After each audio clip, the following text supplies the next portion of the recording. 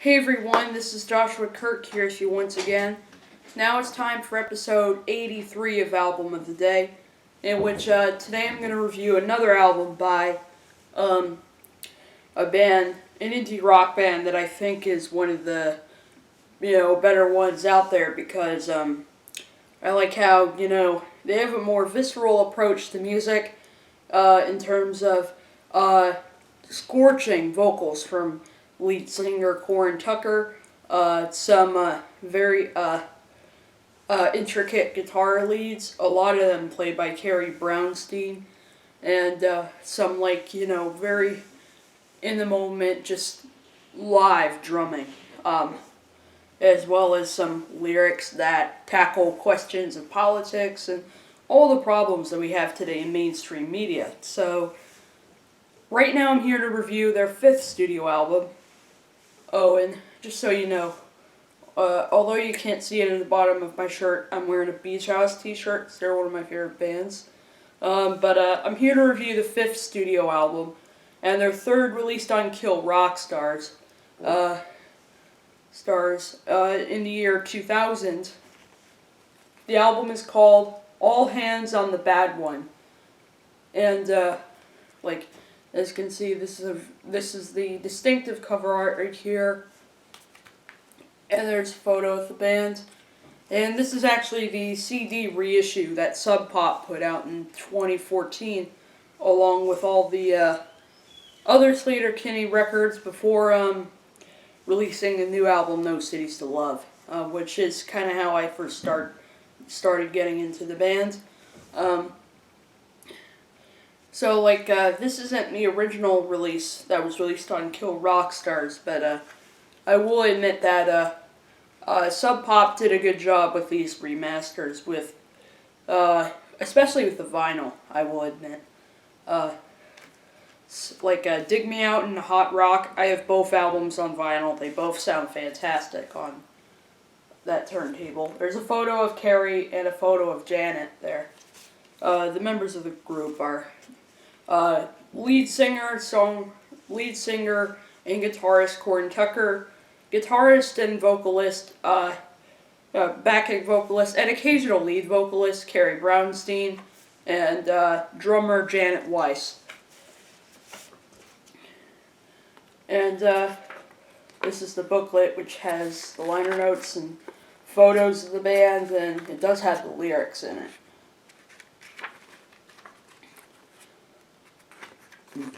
Including live photos and footage from the studio and some of that stuff. And this is the 3rd album where the band worked with John Goodmanson as role of producer.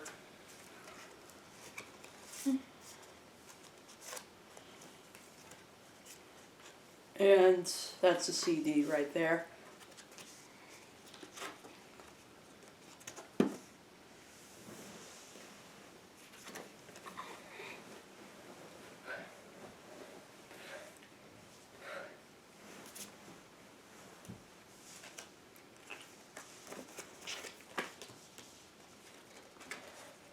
Yeah, sorry I just dropped it, but right now I'm just putting it back together.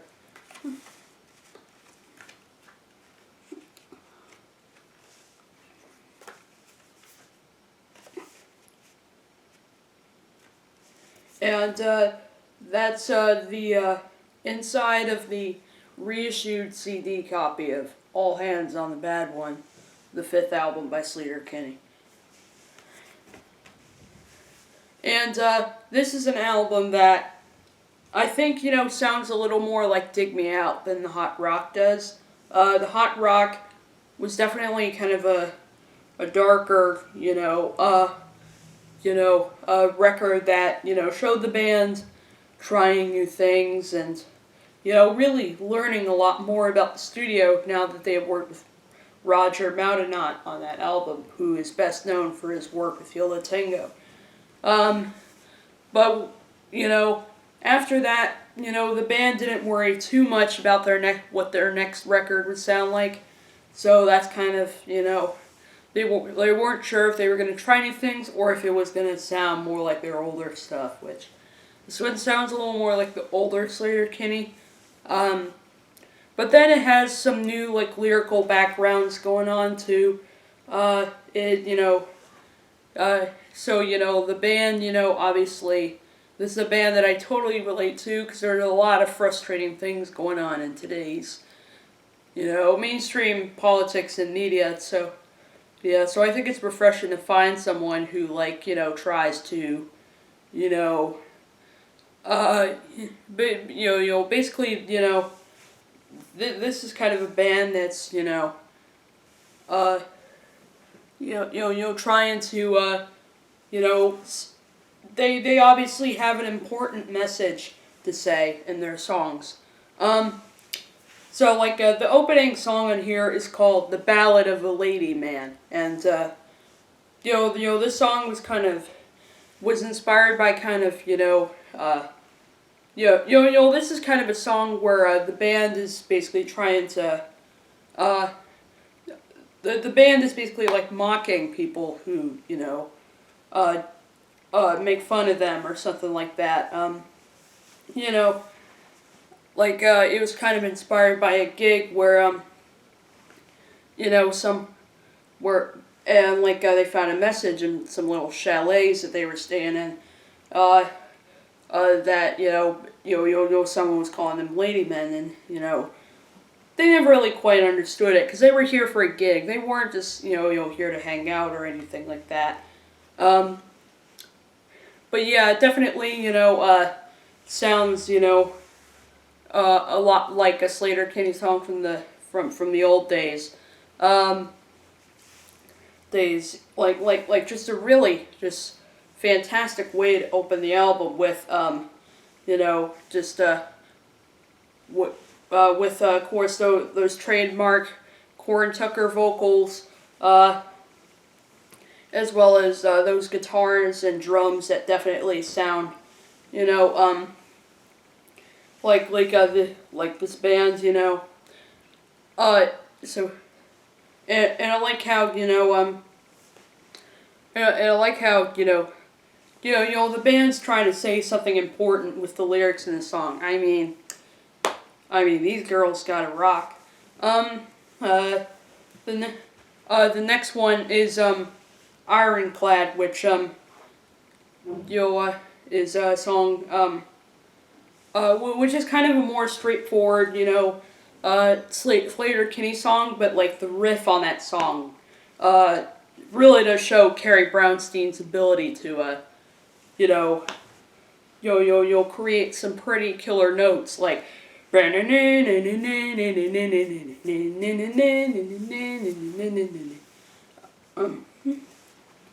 and there's only 54 minutes left on the camera, so I'll have to make sure I don't make this too long because I only have so much time left on this camera. I'll have to charge it after this video, but anyway, we get into the title track, All Hands on the Bad One, which has riffs reminiscent of a song from Call the Doctor, and the lyrics talk about it uses some pretty clever metaphors like you can't get to heaven in your Sunday best. Since the night before they were calling it your cocktail dress, or you can't get to heaven in a 3-chord song.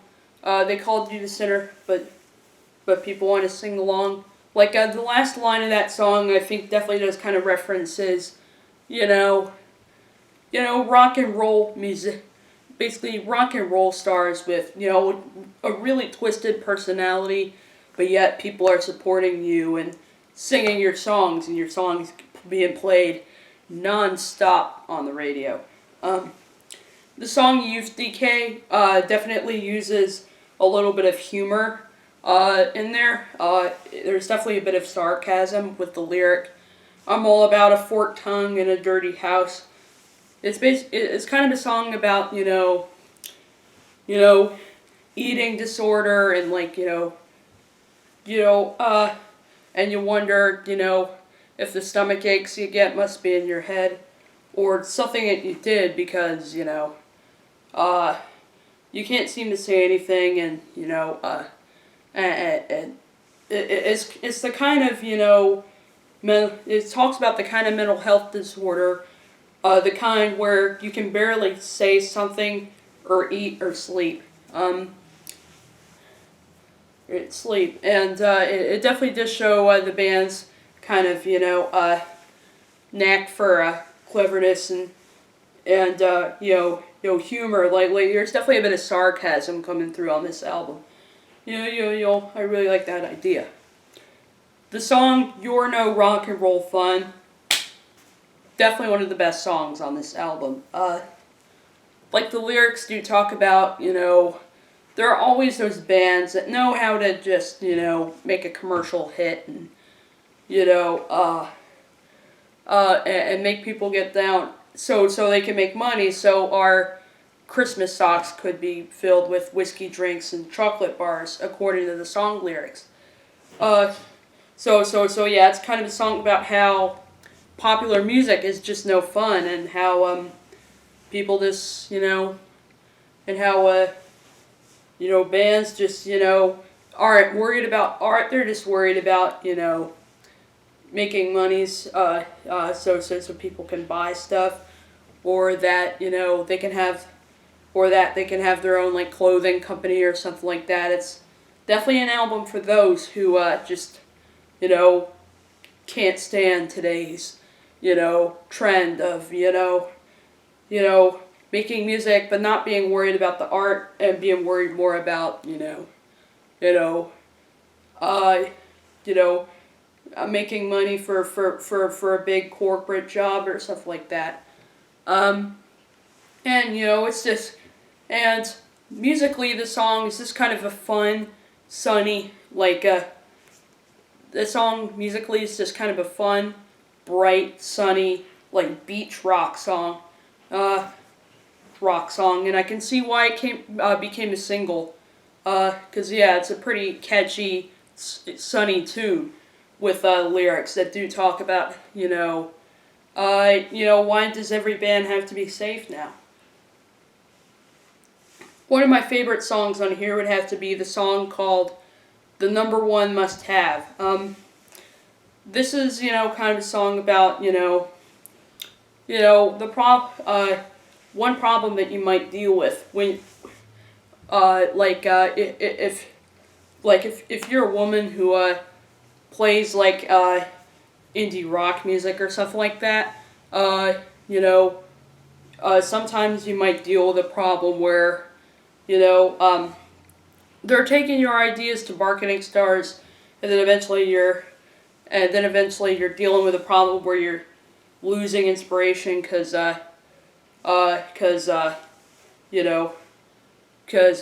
wanted you to get caught up in, like, that beauty culture kind of stuff or stuff like that. And then there's also a lyric about how, we all need to be safe. The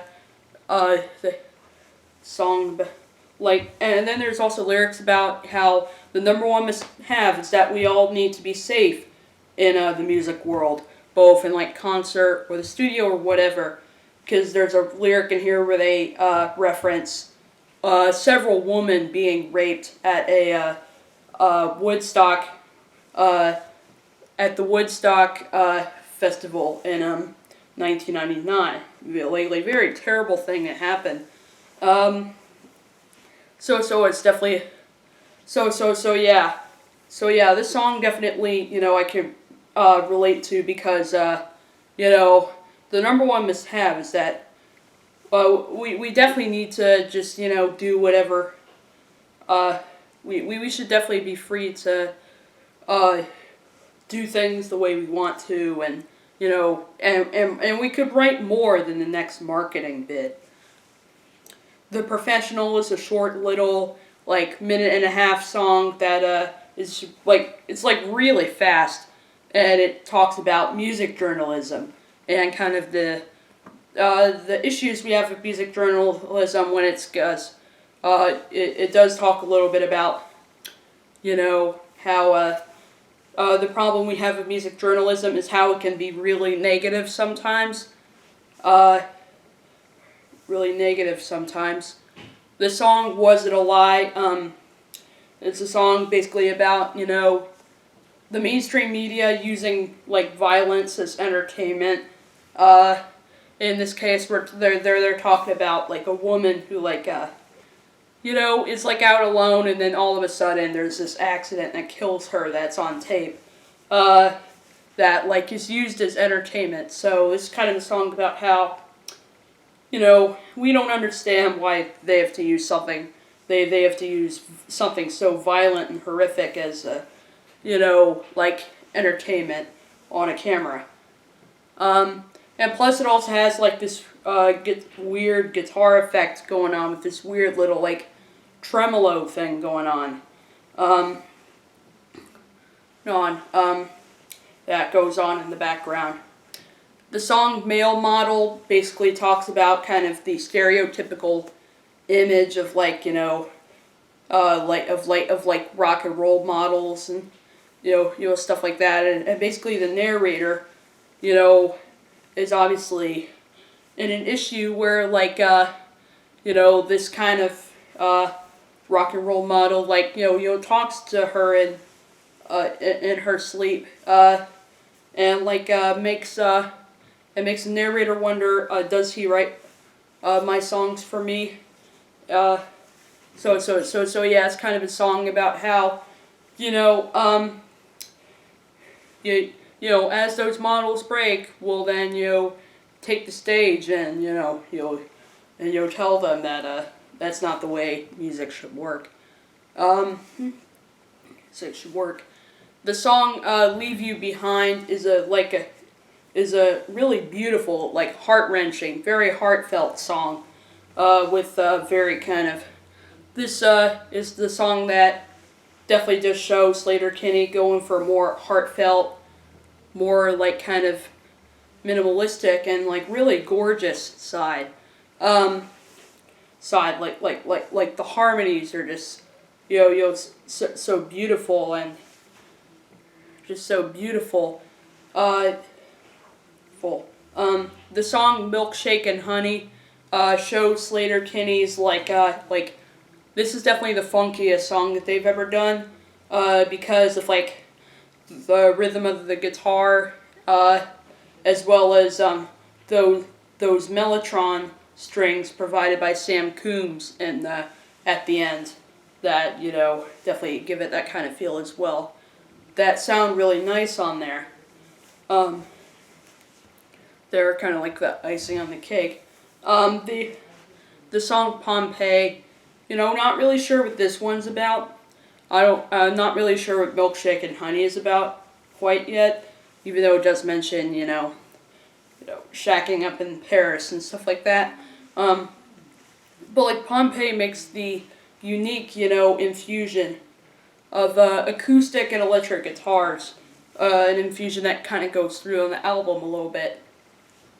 And then it closes with, yet again, another really beautiful track called "The Swimmer," which deals with this person who, feels down a lot of the time, except when she's around the water. And really just a beautiful way to close the album. I mean, that guitar, that tremolo-driven guitar riff just, kills me. As well as some really nice, as well as, this is kind of a strange infusion for the band, but there's actually the use of a piano that can be heard on the song. But it sounds really nice on there. So, overall, I think this is a really great album. There's like no weak spots on it, and I think it really does. It's a very important record in the band's career, in the sense that you'll tell on sense that it's sort of is trying to so like their songs are obviously trying to beat out issues that we have in modern politics and how that all just have to change. So that's my review of All Hands on the Bad One. Really great album by Sleater-Kinney. I'll see you for episode 84.